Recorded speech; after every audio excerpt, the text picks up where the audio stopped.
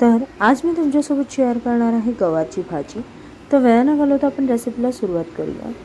सगळ्यात आधी मी गवार स्वच्छ धुवून घेतलेली आहे. आता कढईत टाकले तेल जरा जास्तच. आता गवार तळून घेऊया आपण.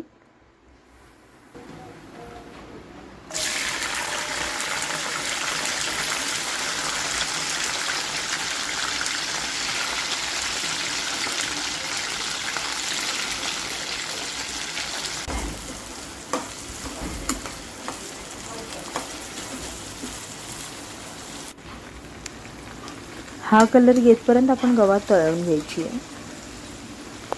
गवार होते तोपर्यंत आपण बटाटा चिरून घेऊया.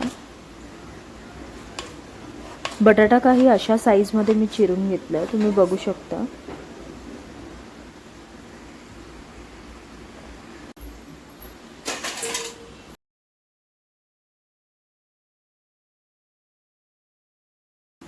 गवार तळून झालेली आहे. आता आपण बटाटे सुद्धा असे तळून घेऊया.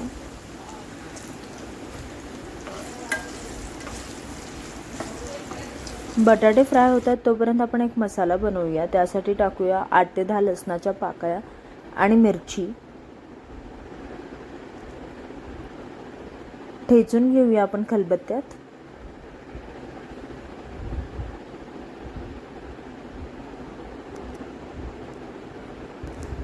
आता बटाटा सुद्धा तोपर्यंत फ्राय झालाय. मी एका प्लेटमध्ये काढून घेतली. आता आपण जो वाटलेला मसाला आहे तो गवार आणि बटाट्याला लावून घेऊया. मसाला लावल्यावर तुम्हाला काही अशी दिसेल गवार आणि बटाटा. आता इथे एका बाउलमध्ये घेते मी पाणी. त्याच्यात टाकणार आहे मिरची, मीठ, हळद, धना जिरा पावडर आणि मिक्स करून घेऊया. आता आपण देऊया फोडणी. कढईत टाकले मी तेल. त्याच्यात टाकले जिरा, थोडीशी सौंफ आणि साखर.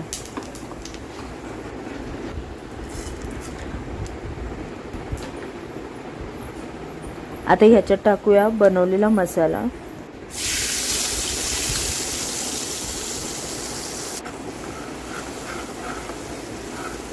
फिरवून घ्या छान असं.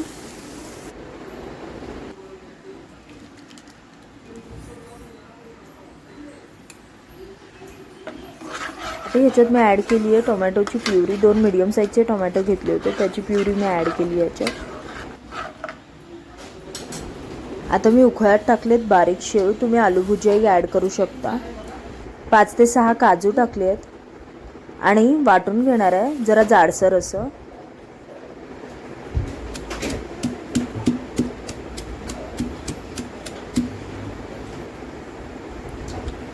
ही अशी पावडर आपण याच्यात टाकूया.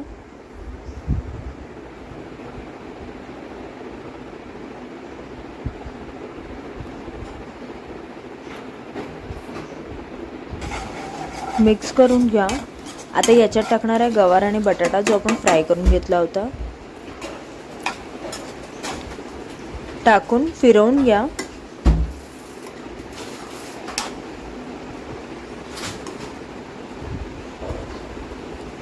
आता याच्यात ॲड करा थोडंसं पाणी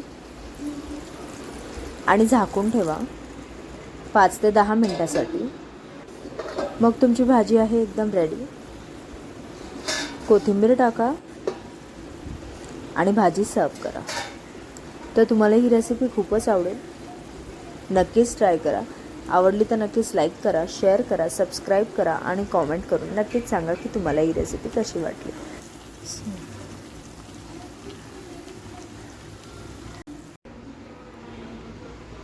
Thanks for watching guys. Like, share and subscribe.